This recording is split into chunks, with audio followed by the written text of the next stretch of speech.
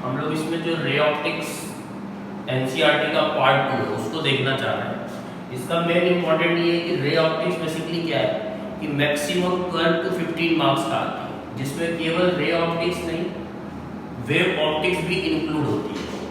तो हम लोग को इसको पढ़ने का मीनिंग क्या है, एक तो सबसे इम्पॉर्टेंट टर्म्स ये है कि जो क्वेश्चंस इसके आते हैं वो सीबीएसई बोर्ड हो, आपका गुजरात बोर्ड हो, महाराष्ट्र बोर्ड हो, कोई सा भी बोर्ड हो, जब रे ऑप्टिक्स पूछेगा तो इसमें एक इम्पॉर्टेंट पार्ट ये होता है कि इसके डेरिवेशंस बहुत होते हैं और बहुत सिंपल डेरिवेशन होते हैं। तो हम लोग को मेन इसको डिस्कस इसलिए करना होता है कि डेरिवेशन भी अपने को आना चाहिए और साथ के साथ चाहे वो जेईई का एग्जाम हो, चाहे नीट का एग्जाम हो या ऑल इंडिया कोई सा भी एग्जाम हो, रे ऑप्टिक्स का मिनिमम 2 क्वेश्चन तो पूछेगा ही पूछेगा और वो क्वेश्चन जो होते हैं वो सबके लिए इजी होते हैं। ऐसा कोई पार्ट नहीं होता है जैसे 11th में मैकेनिक्स पार्ट है वो थोड़ा टफ क्वेश्चन देता है, उसको सॉल्व करना थोड़ा डिफिकल्ट होता है हमारे लिए। लेकिन अगर रे ऑप्टिक्स की बात करें तो इसका क्वेश्चन बहुत सिंपल तो नहीं बोल सकते, लेकिन हाँ इतना आता है कि थोड़ा सा भी प्रैक्टिस आपने कर रखा है तो आप इसको इजीली सॉल्व कर सकते हो। ठीक है, इसलिए हम लोग इसको पहले पढ़ रहे हैं और ज़्यादातर जगह ये पहले पढ़ाने का रीजन यही होता है कि इसमें बहुत सारी चीज़ें कॉम्प्लिकेशन नहीं प्रोड्यूस करती हैं। जैसे बाकी टर्म्स कैसे होते हैं, फिजिक्स में बाकी चैप्टर्स का इन्वॉल्वमेंट आ जाता है तो वो चीज़ें थोड़ी टफ हो जाती हैं, बट इसमें ऐसा नहीं होता है। रे ऑप्टिक्स को बेसिकली हम लोग ज्योमेट्रिकल ऑप्टिक्स भी बोलते हैं और ज्योमेट्रिकल ऑप्टिक्स का एक ब्रांच है रे ऑप्टिक्स जिसको हमको पढ़ना होता है। दूसरा वेव ऑप्टिक्स है उसको हम लोग लेटर पढ़ेंगे, पर पहले हम लोग इसको रे ऑप्टिक्स को पढ़ेंगे। अब इसमें भी आप देखो ध्यान से तो 3 ब्रांचेज होती है इसमें, reflection of light, refraction of light, dispersion of light. Reflection of light, refraction of light और डिस्पर्जन ऑफ लाइट। तो सबसे पहला पार्ट हमारा आ रहा है रिफ्लेक्शन। रिफ्लेक्शन को अगर आप ध्यान से देखो तो ये खुद 2 पार्ट में डिवाइड होता है। फर्स्ट पार्ट इसका होता है plane mirror, reflection through the plane mirror, और सेकेंड पार्ट होता है reflection through the spherical mirror.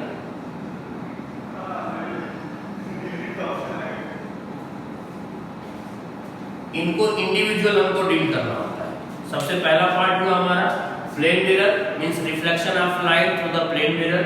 Second part होता है reflection of light through the spherical mirror. अगर इनको इंडिविजुअल आप डील करोगे तो फिर से हम लोग चले जाएंगे इसमें प्लेन मिरर, जो कि पहले से 10th में आपने पढ़ रखा होगा कि प्लेन मिरर होता क्या है और इसको हम लोग कैसे डिस्कस करते हैं। तो मैं इसी के पार्ट पे आया था, जो 10th में पढ़ा होगा उसी के बेसिस पे अगर मैं बात करूँ तो प्लेन मिरर एक ऐसा सरफेस होगा, एक स्मूथ ऐसा सरफेस होगा जिसपे कोई भी लाइट आप इंसिडेंट करोगे तो जितने एंगल से लाइट को आप इंसिडेंट करोगे उतने वही लाइट वापस रिफ्लेक्ट हो जाएगी। ये I is the angle of incidence, R is the angle of reflection. इसको हम लोग क्या बोलते हैं, नॉर्मल।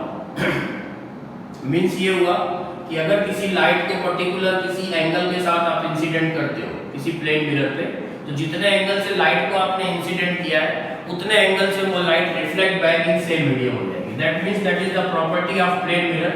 किसी लाइट को आपने इंसिडेंट कराया तो वो लाइट रिफ्लेक्ट होगी और angle of incidence is equal to angle of reflection. ये इसकी प्राइमरी इक्वेशन आती है जो कि आप 10th में भी कई बार पढ़ चुके हो।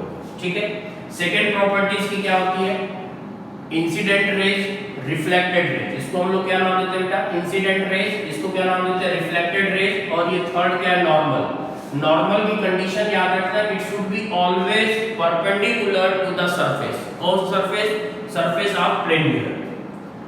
Incident rays, reflected rays and normal are in same plane. Plane समझते हो आप, प्लेन कहीं पे भी आप देखोगे जैसे ये बोर्ड है तो ये x एक्सिस, ये y एक्सिस, तो x y एक्सिस में अगर ये लाई कर रहा है that is called the plane.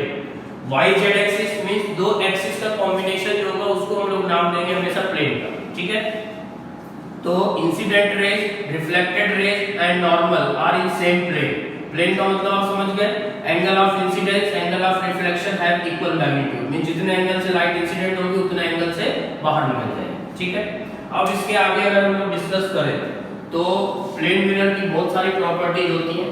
In properties पे हम लोग काम करना पड़ता है। एक तो सबसे पहला पार्ट इसका होता है कि अगर आप इस पे इमेज का फॉर्मेशन करना चाहते हो, अगर इस पे इमेज का फॉर्मेशन आप करना चाहते हो तो कैसे इमेज फॉर्म करोगे। ये आपके पास हो गया कोई प्लेन मिरर, ऑब्जेक्ट आपने कहीं यहाँ पे प्लेस किया, ये क्या करेगा, रेज बाहर करेगा, रेज इंसिडेंट होगी, वापस रिफ्लेक्ट होगी, ठीक है। ये हो गया आपके पास ऑब्जेक्ट, और ये नॉर्मल, जितने एंगल से रेज गए उतने एंगल से बाहर, यहाँ पे भी नॉर्मल, जितने एंगल से रेज गए उतने एंगल से बाहर। इसको अगर रिट्रेस आप करोगे तो ये दोनों रेज पर्टिकुलर एक पॉइंट पे इंटरसेक्ट करेंगे। ये दोनों रेज को अगर आप रिट्रेस करोगे तो पर्टिकुलर किसी पॉइंट पे इंटरसेक्ट करेंगी, उस पॉइंट पे इमेज का फॉर्मेशन होगा उस ऑब्जेक्ट का। ध्यान से देखो, आगे भी इसकी जरूरत आपको पड़ती रहेगी कि जब भी आप इमेज फॉर्म कर रहे हो तो कैसे कर रहे हो। ये ऑब्जेक्ट है, यहाँ से रेज आपने बाहर निकाली, ऑब्जेक्ट हमेशा रेज क्या करेगा, प्रोड्यूस करेगा। तो रेज यहाँ पे गई, इंसिडेंट हुई, रिफ्लेक्ट होके बाहर गई, यहाँ पे रेज गई, इंसिडेंट हुई, रिफ्लेक्ट होके बाहर गई। और इसको अगर आप रिट्रेस करोगे तो दैट मींस क्या होगा, इस पर्टिकुलर पॉइंट पे इमेज का फॉर्मेशन करेगा। ये इमेज की अगर मैं बात करूं तो मैं बोलूंगा यहाँ पे वर्चुअल इमेज, और ऑब्जेक्ट कैसा होगा बेटा, रियल।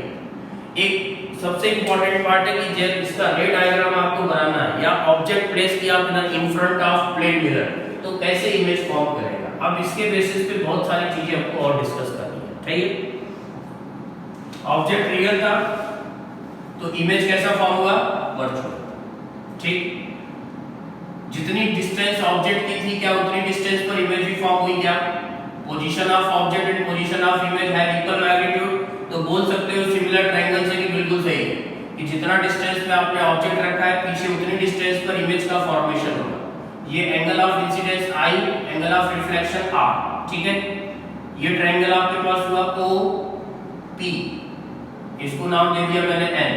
तो ट्रायंगल ऑफ OPN की प्रॉपर्टी देखो और ट्रायंगल ऑफ PIN की प्रॉपर्टी देखो। That means triangle of OPN and triangle of PNI क्या सिमिलर ट्रायंगल की प्रॉपर्टी को फॉलो कर सकते हैं। Angle of incidence is equal to angle of reflection, that means मैं ये बोल सकता हूं कि ये भी R एंगल है। अगर ये एंगल और ये एंगल आपस में इक्वल हो गए अल्टरनेट एंगल की वजह से, और ये एंगल 90 दोनों का, तो दैट मींस क्या बोल सकते हो कि दो एंगल इक्वल हो गए इसके, I और 90 दो एंगल इक्वल और एक साइड कॉमन है। That means angle side angle की प्रॉपर्टी अप्लाई करके आप क्या बोल सकते हो कि दोनों ट्रायंगल सिमिलर है। अगर दोनों ट्रायंगल सिमिलर होंगे that means ON is equal to NI। तो इसके बेसिस पे आप क्या बोल सकते हो बेटा, position of object have equal magnitude to the position of image. जितना डिस्टेंस पे ऑब्जेक्ट रखा हुआ है उतनी डिस्टेंस पर एक इमेज का फॉर्मेशन यहाँ पे ये करेगा, ठीक है। अब इसके आगे अगर बढ़ते हैं हम लोग तो इसकी बहुत सारी प्रॉपर्टीज आती हैं जिसको हमको डिस्कस करना पड़ेगा, जो कि एनसीईआरटी में बहुत कम दिया हुआ है बट इसकी रिक्वायरमेंट्स आपको आती है। अभी जो मैंने आपसे बोला कि ऑब्जेक्ट यहाँ पे रियल था और इमेज का फॉर्मेशन कैसा हुआ बेटा, वर्चुअल। तो क्या मैं रिवर्स कर सकता हूँ। पहला सुनने में थोड़ा सा आपको अनकंफर्टेबल रहेगा बट ये रियल सत्य है कि ये जो मैं बोल रहा हूँ कि ऑब्जेक्ट रियल था तब तक इमेज कैसी फॉर्म हो रही थी, वर्चुअल।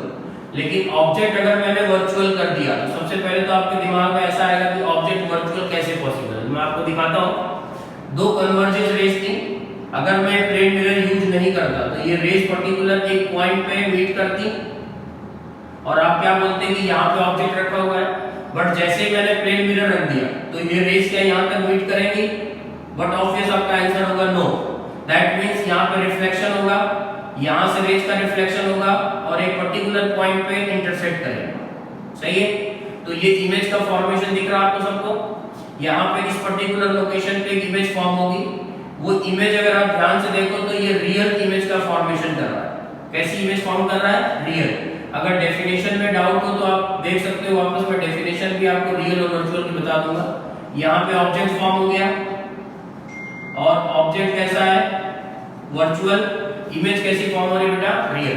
दैट मींस आप इनडायरेक्टली क्या यूज कर सकते हो कि अगर ऑब्जेक्ट हमारे पास रियल है तो इमेज कैसी फॉर्म करेगा, वर्चुअल। अगर ऑब्जेक्ट वर्चुअल है तो इमेज कैसी फॉर्म करेगा, ये रियल। दैट मींस कि किसी भी स्टेटमेंट में आप ये नहीं लिख सकते हो कि ऑलवेज ये वर्चुअल इमेज फॉर्म करता है या ऑलवेज ये रियल इमेज फॉर्म करता है।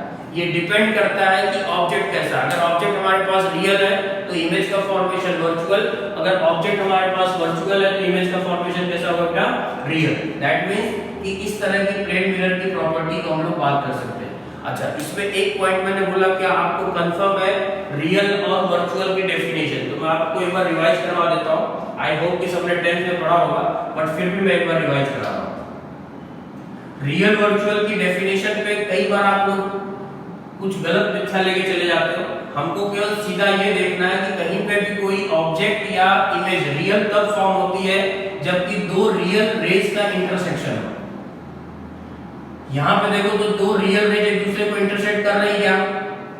इस लोकेशन पे ये दोनों ज्योमेट्री के बेसिस पे आपने बैक में नहीं डाला, आपने क्या डाला है कि ये दोनों रेज एक्चुअल में एक दूसरे को इंटरसेक्ट कर रही है। बट क्या बिहाइंड द मिरर रेज जाने की पॉसिबिलिटीज है? बिल्कुल नहीं है। अगर बिहाइंड द मिरर रेज जाने की पॉसिबिलिटीज नहीं है, दैट मींस आपने क्या किया, ज्योमेट्रिकली इसको रीट्रेस किया। आपने रीट्रेस करने के बाद एक पर्टिकुलर ओ पॉइंट पे इंटरसेक्ट कराया है, और ओ पॉइंट पे इंटरसेक्ट कराने के बाद आपने बोला कि यहाँ पे जो ऑब्जेक्ट फॉर्म हो रहा है वो कैसा है, वर्चुअल, और यहाँ पे इमेज कैसी है, रियल। सेम सिचुएशन यहाँ पे देख लो, ये ऑब्जेक्ट रियली यहाँ से बाहर निकाल रहा था रेज को, दैट मींस ये रियल हो गया। लेकिन क्या रेज बैक साइड में जा सकती है? बिल्कुल पॉसिबिलिटी नहीं है, क्योंकि यहाँ पे प्लेन मिरर लगा हुआ है और प्लेन मिरर कभी ये काम करने नहीं देगा, वो हमेशा रेज को reflect back in same medium करेगा। तो पीछे अगर रीट्रेस आप कर रहे हो तो यहाँ पे क्या फॉर्म हो रहा है, एक वर्चुअल इमेज। बस यही प्रॉपर्टी हमको हमेशा इसमें यूज करनी पड़ती है। एक डायग्राम और देख लेते हैं हम लोग। ऑब्जेक्ट यहाँ पे वो पॉइंट पे रखा हमने, ठीक है। इसको आप रिट्रेस करोगे तो कहीं बैक साइड में जाएगा और कहीं यहाँ पे इमेज का फॉर्मेशन करेगा। थोड़ा सा ट्रायंगल प्रॉपर नहीं बन रहा है।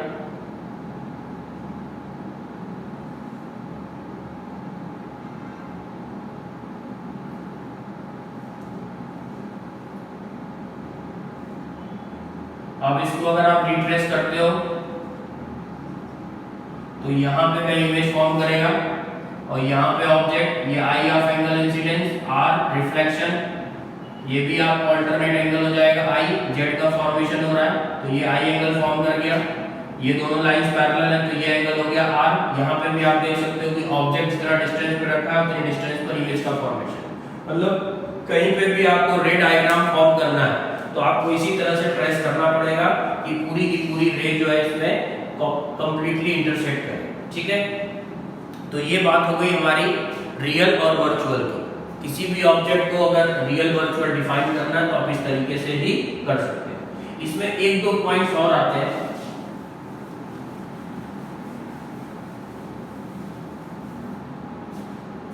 पॉइंट्स कुछ ऐसे होते हैं कि रे ऑप्टिक्स बेसिकली करती क्या है। रे ऑप्टिक्स में हम लोग को ज्योमेट्रिकल ऑप्टिक्स उसमें से भी पढ़ रहे हैं। तो अगर हम लोग ज्योमेट्रिकल ऑप्टिक्स की बात करें तो किसी भी ऑब्जेक्ट को अगर आप देखना चाहते हैं तो उसकी कंडीशंस क्या होनी चाहिए कि वो ऑब्जेक्ट एटलीस्ट रेज को रिफ्लेक्ट करे, क्योंकि हर एक ऑब्जेक्ट सोर्स तो हो नहीं सकता लाइट का, लेकिन उसके ऊपर कोई भी लाइट अगर इंसिडेंट हो रही है तो वो reflect back in same medium करे। अगर रिफ्लेक्ट बैक करेगी तभी आप उसको देख सकते हो, और करने के बाद भी आपकी आंखों पे रेज आनी चाहिए। अगर इस वॉल के बिहाइंड या इस बोर्ड के बिहाइंड कोई ऑब्जेक्ट है, वो लाइट तो रिफ्लेक्ट कर रहा है लेकिन मेरी आंखों तक नहीं आ पा रही, या आपने देखा होगा जो कंप्लीट ब्लैक होता है उसका ऑब्जर्वेशन डिफिकल्ट होता है, क्योंकि वो ज्यादातर लाइट्स को अपने अंदर एब्जॉर्ब कर लेता है। अगर ज्यादातर लाइट को एब्जॉर्ब करेगा तो फिर उससे लाइट रिफ्लेक्ट नहीं होगी और हमारी आंखों पे नहीं आएगी, तो उस ऑब्जेक्ट को हम लोग ऑब्जर्व नहीं कर सकते। मतलब ऑब्जर्वेशन का मेन कंसेप्ट यही होता है, ठीक है। आगे की बात हम लोग आगे बढ़ते हैं। लास्ट टाइम पे हम लोगों का जो डिस्कशन हुआ था वो प्लेन मिरर से रिलेटेड था, और उसी पे हम लोग अब बात करना चाह रहे हैं number of images form by the plane mirrors.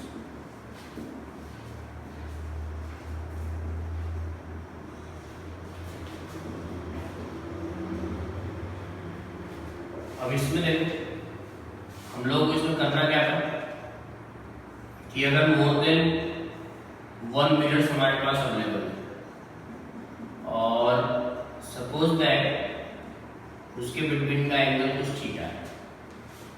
अगर एंगल थीटा है और ऑब्जेक्ट को आपने इसके बिटवीन में रखा है, मींस ऑब्जेक्ट की जो लोकेशन है वो कुछ इसके बिटवीन में, तो यहाँ पे हम लोग को फाइंड आउट क्या करना होता है, number of images form by by the plane mirrors, means जो ये मिरर्स हैं वो कितना इमेज फॉर्म करेंगे, उनकी काउंटिंग क्या होगी वो कैलकुलेशन करना होगा। जबकि थीटा हमारे पास कुछ भी हो, थीटा की वैल्यू 0 से लेके 180 तक रोटेट कर सकता है, 360 तक जा सकता है, किसी भी एंगल पे रखा हुआ है। तो उस केस में हम लोग कैसे कैलकुलेट करेंगे नंबर ऑफ इमेजेस, उसकी कैलकुलेशन हमारे पास है। नंबर ऑफ इमेजेस अगर अपने को फाइंड आउट करना है तो हमारे पास जो जनरल फॉर्मूला आता है 360 डिवाइडेड बाय थीटा। अगर 360 डिवाइडेड बाय थीटा है that means theta is the angle between plane mirrors. हमारे पास दो प्लेन मिरर्स है, एक P1 और एक P2। जब इसको आप डिवाइड करोगे थीटा में तो थीटा हमारे पास मेंशन होना चाहिए एंगल बिटवीन मिरर्स, ठीक है। अब इसको जब डिवाइड करोगे तो हमारे पास काउंटिंग में n आएगा, n is equal to suppose that number of images. इस n की वैल्यू हम लोगों को फाइंड आउट करनी है हर केस में। तो पॉसिबिलिटीज क्या होगी वो देख लो। फर्स्ट पार्ट है if n is equal to even number, क्या हो सकता है n is equal to even number. अगर n हमारे पास इवन नंबर है तो उसमें थोड़ा सा हमको पेच लगाना पड़ता है, दैट मींस एक कांसेप्ट लगता है कि टोटल नंबर ऑफ इमेजेस जो आप फाइंड आउट करोगे that is equal to n minus 1। ये कहां से आया, इसकी काउंटिंग हम लोग बात करेंगे कि किस तरीके से -1 हम लोगों ने किया और क्यों किया, कब किया, कैसे किया, ठीक है। अगर n इज इक्वल टू हमारे पास क्या हो सकता है if n is equal to odd number. अगर ये n हमारे पास ऑड है तो total number of images form by the plane mirrors जो हमारे पास होगी वो small n is equal to capital n। That means आप समझ रहे हो कि इवन नंबर अगर हमारे पास अवेलेबल हो रहा है तो उसको -1 से हम लोग -1 कर रहे हैं तो टोटल नंबर ऑफ इमेजेस आ रही है। अगर ऑड नंबर आया आप समझ रहे हो कि इवन नंबर अगर 2 4 6 8 9 10 12 कुछ भी आए उसमें -1 करके आपको number of images find out करना होगा। लेकिन अगर वहीं पे n ऑड आता है तो उसकी काउंटिंग एज इट इज हम लोग वैसे ही काउंट करते हैं। तो यहाँ पे क्या प्रॉब्लम ऐसी आई उसके लिए मैं एग्जांपल लेता हूँ, उस एग्जांपल से हम लोग उसको अंडरस्टूड करते हैं। सपोज दैट कि दो मिरर्स हैं, उनके बिटवीन का जो एंगल अवेलेबल हमारे पास वो 90 डिग्री है और एक कोई bisector line that means 45 degree angle पे एक लाइन मैंने ड्रॉ किया, वो लाइन इससे कितना एंगल फॉर्म कर रही है 45 डिग्री, और ऑब्जेक्ट जो रखा हुआ हमारे पास वो इस लोकेशन पे रखा हुआ है, ये वो लोकेशन ऑफ ऑब्जेक्ट। तो अगर ये हमारे पास 90 आया तो इससे हमारा काम क्या करना है कि number of images find out करनी। तो n is equal to 360 divided by theta. Theta हमारे पास कितना है यहाँ पे 90 डिग्री, तो डिवाइड करोगे तो वैल्यू कितनी आ जाएगी 4, जो कि है क्या हमारे पास इवन नंबर है। अगर ये इवन नंबर है तो number of images find out करने के लिए हमारे पास क्या करना पड़ेगा -1। क्यों करना पड़ता है उसकी बात हम लोगों को करनी है। ये टोटल नंबर ऑफ इमेजेस 3 आएंगे। एक्चुअल में होता क्या है कि जब इवन नंबर आता है तो इसका मतलब काउंटिंग में एक ऑब्जेक्ट को भी साथ में काउंट कर लेता है। दैट मींस कि इमेज की काउंटिंग हमको चाहिए केवल, लेकिन जो हमारा फॉर्मूला है वो थोड़ा सा यहाँ पे गड़बड़ करता है और वो ऑब्जेक्ट को भी एज ए मिरर की तरह इमेज की तरह काउंट कर लेता है। तो इसलिए हम लोगों को एक माइनस करना पड़ता है। ऑब्जेक्ट यहाँ पे रखा हुआ है तो फर्स्ट इमेज यहाँ फॉर्म होगी, सपोज दैट सेकंड इमेज यहाँ पे फॉर्म होती है, थर्ड इमेज यहाँ पे परपेंडिकुलर पे फॉर्म होगी। बात समझ में आई? तो I1 I2 I3 that means total number of images form by the plane mirrors हमारे पास कितना हो गया 3। 4 - 1 आप कर दोगे तो वैल्यू क्या आ जाएगी 3। ऐसे ही अदर एग्जांपल्स देखते हैं इसके ऊपर थोड़ा। अदर एग्जांपल्स आप देखोगे तो सपोज दो मिरर्स को मैंने पैरेलल डाल दिया,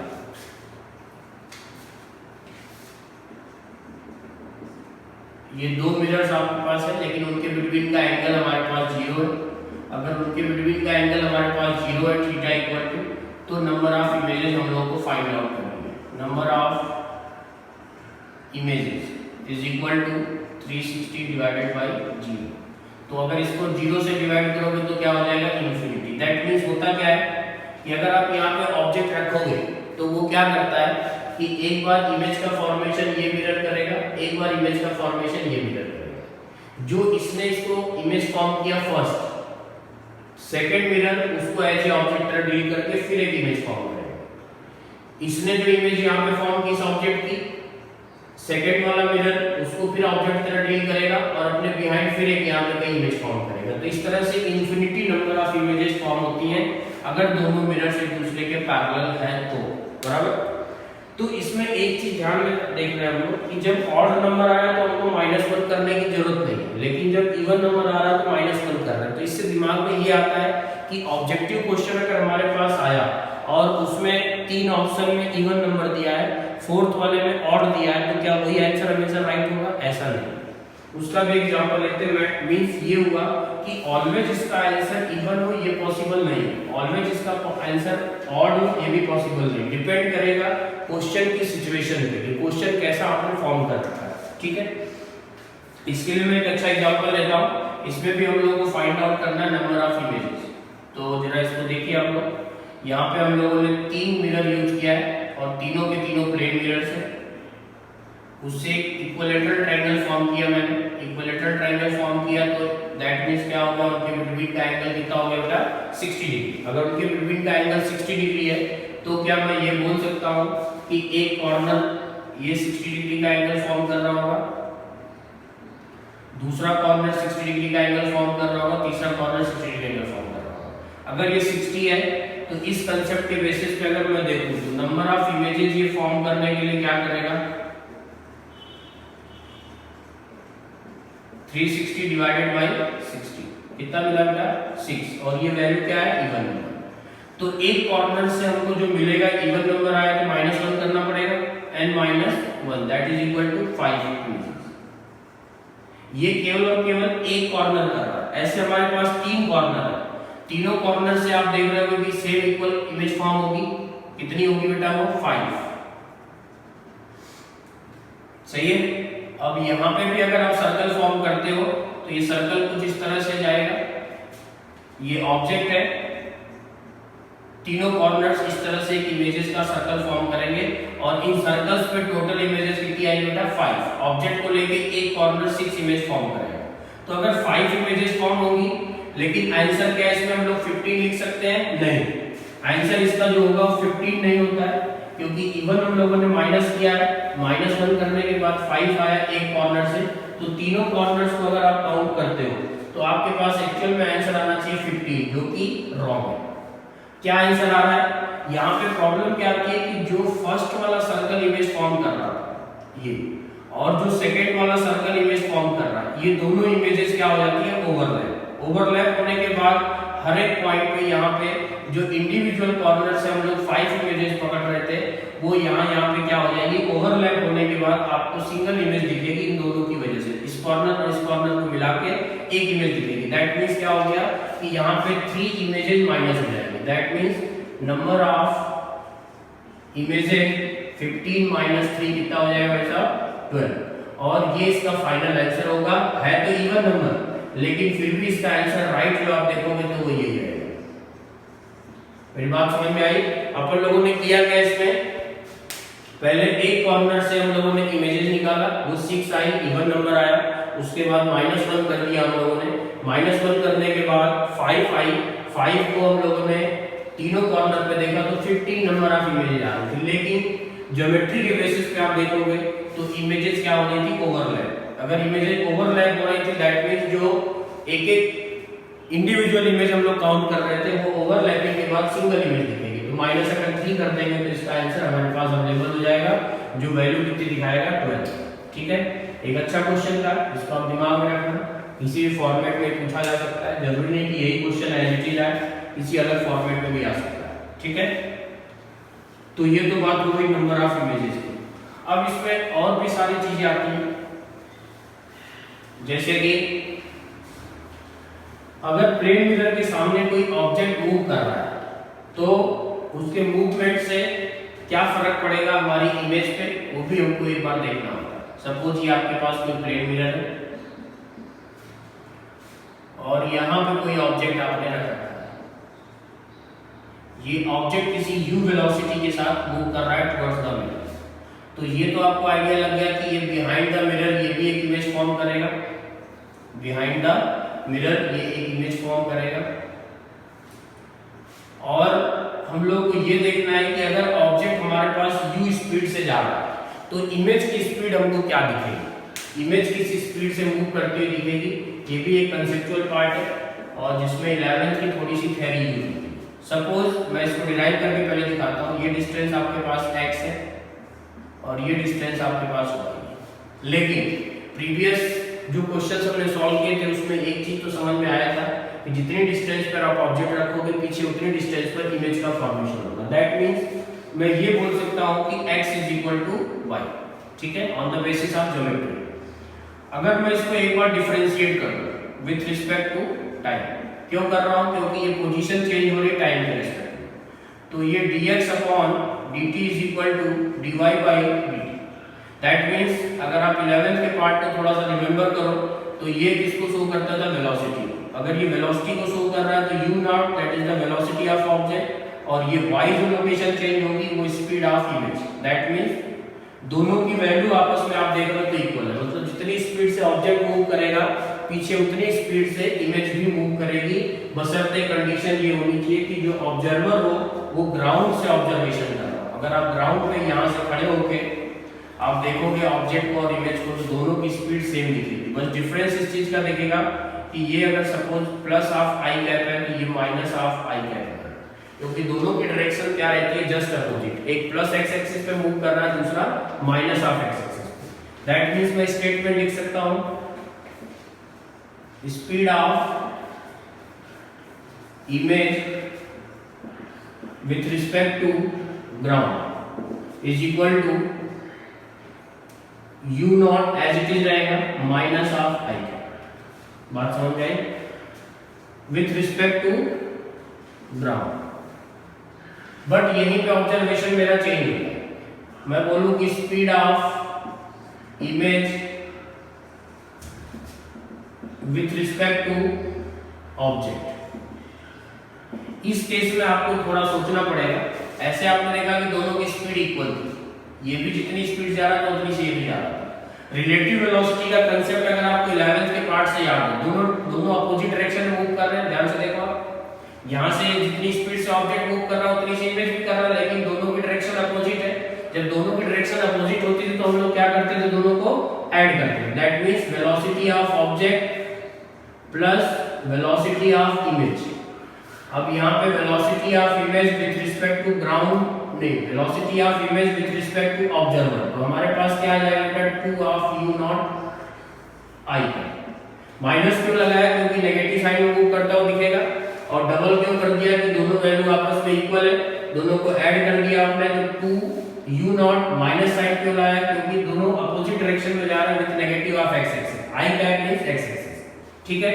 तो ये बात हो गई हमारे पास रिलेटिव वेलोसिटी। अगर आप लगाना चाहते हो तो आपको स्टेटमेंट याद होना चाहिए, जब कोई object in front of mirror move करेगा, सपोज दैट u की वेलोसिटी मैंने आपको एज्यूम करा दिया कि 10 मीटर पर सेकंड से मूव कर रहा है, तो ग्राउंड से अगर आप देखोगे तो इमेज भी 10 मीटर पर सेकंड से ही मूव करती हुई नजर आएगी। लेकिन अगर आप ऑब्जेक्ट के रेस्पेक्ट में देखोगे तो -20 आपको दिखेगी, और ग्राउंड के रेस्पेक्ट में देखोगे तो -10 दिखेगी। बात समझ में आई? अगर इस केस में केवल और केवल ऑब्जेक्ट मूव कर रहा है तो, ठीक है। अब इस पे एग्जांपल देख लेते हैं। एग्जांपल में अगर आप देखो तो थोड़ा सा मैं चेंज कर रहा हूं एग्जांपल। ऑब्जेक्ट मेरे पास ये रखा हुआ है, ये कुछ थीटा एंगल पे है, वेलोसिटी ऑफ ऑब्जेक्ट ये हो गया। अब इसकी अगर इमेज आप देखोगे तो बिहाइंड द मिरर एक इमेज फॉर्म करेगा, सही है। जैसा ये ऑब्जेक्ट वैसी इमेज दिखेगी। अब इसका अगर आप कंपोनेंट करते हो तो क्या हो जाएगा बेटा, u cos थीटा, और ये क्या हो जाएगा u0 sin थीटा, सही है। ये velocity along to the x axis, ये velocity along to the y axis. Same situation यहाँ पे x एक्सिस के अलोंग देखोगे तो minus of u0 cos theta, और y एक्सिस के अलोंग देखोगे तो u0 sin थीटा, और ये भी आपके पास u0। जितना एंगल ये फॉर्म कर रहा होगा उतना एंगल वो भी फॉर्म करेगा, और दोनों की डायरेक्शन अपोजिट होगी, ये प्लस में वो माइनस में। लेकिन परपेंडिकुलर वाला कंपोनेंट देखो along to the y axis वाला, तो वो क्या दिखा रहा है u0 ऑफ sin थीटा। मतलब इस तरीके से ऑब्जेक्ट का मोशन होगा। अब मैं वेलोसिटी ऑफ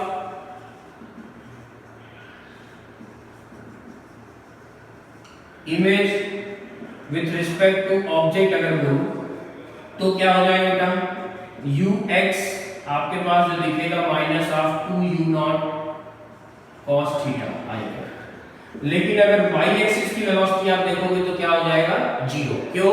क्योंकि दोनों बॉडीज पैरेलल है, y एक्सिस प्लस पे ये भी मूव कर रहा है, y एक्सिस प्लस में ये भी मूव कर रहा है, और दोनों जब पैरेलल होते थे तो याद आपको अपोजिट डायरेक्शन में ऐड करते हैं, पैरेलल में क्या करते थे, माइनस करते थे। दोनों को माइनस करोगे तो आपके पास वैल्यू क्या आएगी बेटा, 0। दैट मींस j कैप में ऑब्जेक्ट के पास रिलेटिव कोई वेलोसिटी नहीं होगी, लेकिन x एक्सिस में उसके पास वेलोसिटी होगी और उसका मैग्नीट्यूड होगा हमारे पास minus of 2u0 cos theta आएगा। ठीक है, तो ये तो बात हुई वेलोसिटी की। अगर आप देखना चाहो तो ऑब्जेक्ट को मूव कराओगे तो उस केस में इमेज भी मूव करेगी, ग्राउंड से देखोगे तो सेम स्पीड से, लेकिन अगर आप ऑब्जेक्ट के रिस्पेक्ट में देखोगे तो डबल स्पीड से मूव करता हुआ नजर आएगा। ठीक है, इसमें एक पार्ट और आता है। अभी हम लोगों ने क्या किया था कि ऑब्जेक्ट को थीटा एंगल पे डाला, मिरर हमारा परपेंडिकुलर था, लेकिन इसमें केसेस में चेंज कर सकता हूं। एक केस मैंने और इंक्रीज किया, दूसरा एग्जांपल कोई लिया हम लोगों ने, जिसमें कि मिरर को मैंने थीटा एंगल पे रख दिया और ऑब्जेक्ट जो मेरा रखा हुआ है कुछ इस लोकेशन पे। सपोज दैट ये जो कोऑर्डिनेट है वो a,0 पॉसिबल है। x एक्सिस से जो हमारा प्लेन मिरर है वो थीटा एंगल फॉर्म कर रहा है। दोनों केस को हम जरा रिलेट करना, इसमें मिरर हमारा कोई एंगल फॉर्म नहीं कर रहा था, it's perpendicular to the surface of plane, but यहाँ पे mirror placed at the angle of theta with the x axis और ऑब्जेक्ट की लोकेशन हमारी ये है जो कि 0,0। ठीक है, अब सबसे पहला पार्ट हम लोग इसमें ये पूछ सकते हैं कि जो इमेज फॉर्म होगी उसकी लोकेशन क्या होगी और उसका कोऑर्डिनेट क्या होगा। पहला पार्ट मैं ये पूछता हूँ, what is the coordinate of position of image. तो इसमें हम लोग करते क्या होता है कि मिरर को थोड़ा एक्सटेंड करते हैं। एक्चुअल में तो मिरर यहीं पे फिनिश हो गया है, कंप्लीट हो चुका है, लेकिन उस मिरर को एक्सटेंड करोगे तो एक्सटेंडेड मिरर आपको कुछ ऐसा दिखेगा। सही, अगर मिरर ऐसा दिख रहा है तो जो एंगल थीटा वो फॉर्म कर रहा था वही एंगल ये भी फॉर्म करेगा अल्टरनेट एंगल से। अब इसमें ये परपेंडिकुलर डिस्टेंस मिरर से हम लोग निकाल सकते हैं क्या? पहले भी आपको जो कुछ भी चाहिए था वो परपेंडिकुलर डिस्टेंस चाहिए। अगर ध्यान से आप देखो तो हर केस में परपेंडिकुलर टू द मिरर ही हम लोग फाइंड आउट कर रहे थे। यहाँ पे मिरर हमारे पास थीटा एंगल पे, इसलिए मैंने इसको एक्सटेंड कर दिया और ये 90 डिग्री का परपेंडिकुलर ड्रॉ कर दिया। अगर ये 90 है थीटा तो आपको सब कुछ समझ में आ रहा होगा, ये 90 माइनस थीटा। दो फॉर्मेट में हम लोग इसको देख सकते हैं। अब जो इमेज फॉर्म करेगा, आपने स्टार्टिंग में पढ़ लिया था position of object is equal to position of image, मतलब जितना डिस्टेंस पे ऑब्जेक्ट रखा होगा नीचे उतनी डिस्टेंस पर एक इमेज का फॉर्मेशन भी होगा। तो ये डिस्टेंस अगर हमारे पास a है तो इसका कंपोनेंट इसके अलाउंग क्या हो जाएगा भाइयों, a cos 90 minus theta. That means मैं क्या बोल सकता हूं कि a sin थीटा बोल सकता हूं, a sin theta. Same component यहां पे होगा a sin थीटा, जितना डिस्टेंस पे ऑब्जेक्ट रखा पीछे उतनी डिस्टेंस पर इमेज फॉर्म होगी। दूसरा कंपोनेंट आप देखोगे तो ये क्या हो जाएगा a cos थीटा, मींस यहां पे आप देखोगे तो ये वैल्यू कितनी हो जाएगी a sin a cos theta. That means इसके कोऑर्डिनेट की अगर मैं बात करूं तो ये हो जाएगा हमारे पास a sin थीटा और ये क्या हो जाएगा बेटा a cos थीटा। किस लोकेशन पे इमेज फॉर्म होगी वो देखो, समझ में आया आपको? ये डिस्टेंस हमारे पास a थी, इसका एक रिजोल्यूशन ऑफ वेक्टर लिया मैंने अलोंग टू दिस एक्सिस, जिसकी वैल्यू आएगी a cos 90 माइनस थीटा और cos 90 माइनस थीटा हमारे पास क्या होता है sin थीटा, तो मैंने यहां पे लिख दिया a sin थीटा। इसका रिजोल्यूशन आप लोगे तो ये हो जाएगा a cos थीटा। जितना डिस्टेंस पे ऑब्जेक्ट रखा है पीछे उतनी डिस्टेंस पर इमेज फॉर्म होती है। दैट मींस ये लोकेशन हमारे पास इमेज की थी और इसमें अगर आप कैलकुलेशन करना चाहते हो तो आपके पास जो वैल्यू आएगी a sin थीटा और a cos theta. That is the coordinate of image which is formed by the plane mirrors. सही है, तो ये कुछ कांसेप्ट्स हैं जो थोड़े अलग-अलग होते हैं। इसमें थीटा एंगल पे ऑब्जेक्ट जा रहा था, इसमें थीटा एंगल पे मिरर रखा हुआ और उसके बेसिस पे हम लोग कैलकुलेशन कर रहे थे। ठीक है, तो ये तो बात हो गई इसमें हमारे पास मिरर्स की। मिरर्स के सामने कोई ऑब्जेक्ट मूव कर रहा है तो उसकी पोजीशन कैसे दिखेगी और उसका क्या क्या हम लोग चेंजेस कर सकते हैं वो हम लोगों ने देखा। दूसरे केस को ऐसे डील कर सकते हैं। एक्सटेंडेड मिरर का एक क्वेश्चन मैं छोटा सॉल्व करना चाहता हूँ। ये सपोज एक्सटेंडेड मिरर की प्रॉब्लम हम लोगों ने सॉल्व किया, जो कि इंपॉर्टेंट पार्ट होता है। कई जगह क्वेश्चंस में आपसे देखोगे तो एक्सटेंडेड मिरर करके ही हम लोग क्वेश्चन को सॉल्व कर सकते हैं। एग्जांपल एक छोटा सा क्या है, बहुत छोटा एक मिरर मैंने रखा, बहुत छोटा, मतलब मिरर का एक पार्ट है, और बहुत ज्यादा डिस्टेंस पे मैंने एक ऑब्जेक्ट रखा है जो कि इस एक्सिस से h हाइट पे है। ये ऑब्जेक्ट है जिसकी उस लेवल से हाइट हमारे पास अवेलेबल है h। तो पहला क्वेश्चन तो ये आता है कि क्या ये मिरर इस ऑब्जेक्ट की इमेज फॉर्म कर पाएगा कि नहीं कर पाएगा। पहला सोचने वाली बात अपने पास ये आती है क्योंकि मिरर का साइज बहुत स्मॉल है और ये ऑब्जेक्ट बहुत ज्यादा दूर रखा हुआ है इस लेवल से, ठीक है। तो इसका आंसर आता है यस, ये इमेज फॉर्म करेगा और बिल्कुल करेगा, 100% करेगा। अगर आप ऐसे रियलाइज करना चाहो तो आप अगर कभी रोड पे जा रहे हो वॉक करते हो और दिन का टाइम है और रोड पे कहीं कोई ग्लास का छोटा सा पार्ट पड़ा हुआ रिफ्लेक्टिंग सरफेस है, तो वो क्या करता है कि आपको एक साइनिंग जरूर देता है, किसी न किसी लोकेशन से आपको एक साइनिंग देगा। साइनिंग देने का मतलब क्या होगा कि एक इमेज का फॉर्मेशन वो कर रहा है। सेम सिचुएशन यहाँ पे होगी, इस मिरर को आप एक्सटेंड करके आप यहाँ तक ला सकते हो और उसके बाद मिरर की प्रॉपर्टी अप्लाई कर सकते हो। जितने डिस्टेंस पर ऑब्जेक्ट रखा होता है उतनी डिस्टेंस पर एक इमेज का फॉर्मेशन 100% होगा ही होगा, और उस इमेज को आप देखोगे तो इसी लोकेशन पे रहेगा, सेम हाइट पे रहेगा।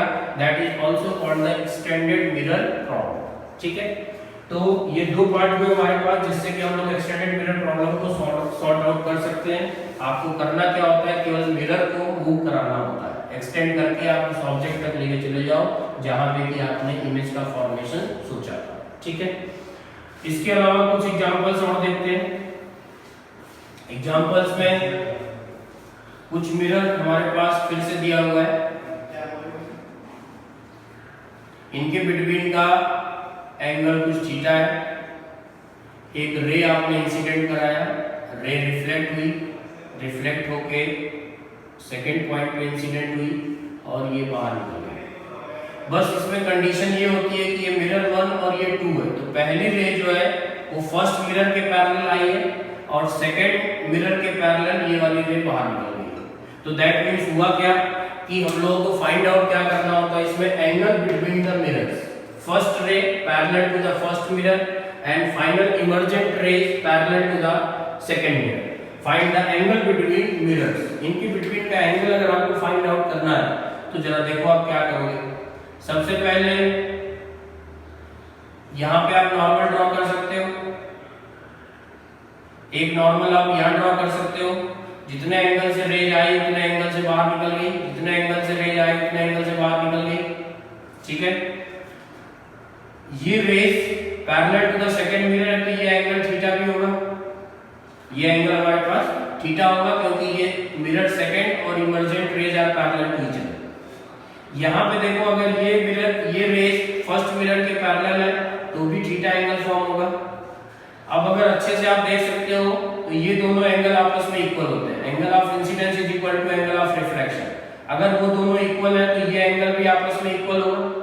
सेम सिचुएशन यहाँ पे होगी, ये एंगल और ये एंगल अगर आपस में इक्वल है तो ये एंगल हमारे पास क्या होगा, थीटा। अगर ये तीनों थीटा है तो इसका मतलब इक्विलैटरल ट्रायंगल फॉर्म हो गया क्या। अगर इक्विलैटरल ट्रायंगल फॉर्म हो गया तो इक्विलैटरल ट्रायंगल की प्रॉपर्टी क्या हो जाएगी भाई कि तीनों एंगल आपस में इक्वल रहेंगे। अगर तीनों एंगल इक्वल रहेंगे that means 3 theta is equal to 180, तो थीटा इज इक्वल टू कितना हो जाएगा बेटा 60 डिग्री। ये इसकी प्रॉपर्टी होती है और इसके बेसिस पे आप देखोगे तो इनके बिटवीन का जो एंगल होना चाहिए एटलीस्ट 60 डिग्री होना चाहिए, तो ये सिचुएशन फॉलो हो सकती है। उसके अलावा कोई कंडीशन यहाँ पे अवेलेबल नहीं होगी जिसमें कि ये रेज फर्स्ट मिरर के पैरेलल आए और सेकंड मिरर के पैरेलल बाहर निकल जाए, ठीक है। तो इस टाइप के बहुत सारा प्लेन मिरर का पार्ट होता है, जितना आप चाहो उतना पढ़ सकते हो, बहुत सारी चीजें इसमें अवेलेबल होती हैं। डायग्राम अच्छे से इसका देख लेना आप, जिसकी जरूरत आपको पड़ती रहेगी। अब इसमें एक छोटा सा पार्ट और आता है, कई बार क्वेश्चन पूछा गया जेईई मेंस और नीट में इस पर्टिकुलर पॉइंट पे। इसमें क्या करते हैं लोग, देखो फिर से वही रेज इंसिडेंट कराया आपने, रिफ्लेक्ट होकर बाहर निकल गई, ठीक है, रिफ्लेक्ट होकर बाहर निकल गई, यहाँ तक तो कोई दिक्कत नहीं है। ये एंगल ऑफ इंसिडेंस, ये एंगल ऑफ रिफ्लेक्शन। लेकिन अब प्रॉब्लम ये है कि हमारा जो मिरर है वो बेसिकली क्या कर रहा है कि थीटा एंगल रोटेट कर रहा है। थीटा एंगल रोटेट करने का मींस ये हुआ कि इसका जो एंगुलर वेलोसिटी है वो ओमेगा है। अगर इसकी एंगुलर वेलोसिटी ओमेगा रहेगी तो हमको ये बताना है कि रिफ्लेक्टेड रेज कितना रोटेट करेगी। भाई यहाँ पे तो स्टिल था, ये जितने एंगल से आए उतने एंगल से बाहर निकल गई। लेकिन अभी हमारा जो मिरर है वो ओमेगा के साथ कांस्टेंट एंगुलर वेलोसिटी से रोटेट कर रहा है। अगर ये कांस्टेंट एंगुलर वेलोसिटी से रोटेट करेगा तो हमको ये पूछ रहा हो कि जब थीटा एंगल हमारा मिरर रोटेट कर चुका होगा उस टाइम पे रिफ्लेक्टेड रेज, दैट मींस ये इमर्जेंट रेज इसको बोल सकते हो आप, ये कितने एंगल से रोटेट करेगी, क्योंकि ये स्पॉट ऑफ लाइट रोटेट नहीं कर रहा, ये फिक्स है। यहाँ से जो लाइट आ रही है वो फिक्स पोजीशन पे है, लेकिन ये प्लेन मिरर जो है वो रोटेट कर रहा है किसी एंगल थीटा के साथ। ठीक है, तो इसमें हम लोग करना क्या होता है, ये नॉर्मल था बेटा हमारे पास स्टार्टिंग में ही। अब नया जो नॉर्मल इस वाले प्लेन मिरर पे ड्रॉ कर सकते हैं क्या? नया नॉर्मल अगर आप ड्रॉ करते हो, मैंने नाम दे दिया एन डैश। तो सबसे पहले आप ये देखो कि नए वाले पोजीशन ऑफ मिरर से ये एंगल कितना होगा, 90 डिग्री। तो इन दोनों मिरर्स के बिटवीन का एंगल कितना होगा बता सकते हैं क्या? थीटा। देखो ध्यान से, ये इसके परपेंडिकुलर था, ये एंगल ऑफ रोटेशन कितना हुआ, थीटा। तो नॉर्मल कितना रोटेट करेगा, थीटा। अब नॉर्मल अगर रोटेट किया थीटा तो इंसिडेंट रेज का एंगल कितना हो गया, आई प्लस थीटा। इंसिडेंट रेज अब कितना एंगल फॉर्म कर रही है, तो बोलोगे आप आई प्लस थीटा। अगर इंसिडेंट रेज इस समय आई प्लस थीटा का एंगल फॉर्म कर रही है तो according to property of plane mirror इसको कितना फॉर्म करना पड़ेगा, सेम आई प्लस थीटा। देखो सही है, एंगल ऑफ इंसिडेंस हमारे पास हो गया आई प्लस थीटा, तो एंगल ऑफ रिफ्लेक्शन भी सेम रहेगा बेटा आई प्लस थीटा। तो अब जरा ध्यान से देखो तो टोटल इसको रोटेट कितना करना पड़ेगा, इस रेज को कितना रोटेशन नया शिफ्ट करना पड़ेगा। पहले कितना कितना था, आई था, टोटल डिफरेंस कितना आया, डिफरेंस देखो आप, थीटा का डिफरेंस यहाँ पे दिख रहा है, थीटा का डिफरेंस यहाँ पे आ रहा है। दैट मींस रिफ्लेक्टेड रेज को total 2 theta angle different rotate करना पड़ेगा, तब जाके इमर्जेंट रेज बाहर निकलेगी। That means total angle reflected by the ray, यहां पे मैं क्या लिख सकता हूं, that is equal to theta. तो इसको याद कैसे करना, तो याद ऐसे करना है कि प्लेन मिरर अगर थीटा एंगल रोटेट किया तो रिफ्लेक्टेड रेज को 2 थीटा रोटेट करना पड़ेगा। दैट मींस अगर मैं नाम दे देता हूं कि थीटा जो एंगल ऑफ प्लेन मिरर है वो 15 डिग्री है, angle of rotated by the plane mirror कितना 15 डिग्री, तो रिफ्लेक्टेड रेज कितना एंगल फॉर्म करेगी, तो आप क्या बोल सकते हो 30 डिग्री। कंसेप्ट बेसिकली आपको समझ में आ गया होगा कि इसमें हम लोग करना क्या है, सीधा डबल कर देना है, जितना एंगल रोटेट करेगा प्लेन मिरर उसके डबल एंगल का रोटेशन होगा रिफ्लेक्टेड रेज का। ठीक है, तो ये कहानी हमारे पास थी प्लेन मिरर की, और प्लेन मिरर पूरे कंसेप्ट को हम लोग समझे कि प्लेन मिरर में क्या क्या पॉसिबिलिटीज हो सकती है। ठीक है।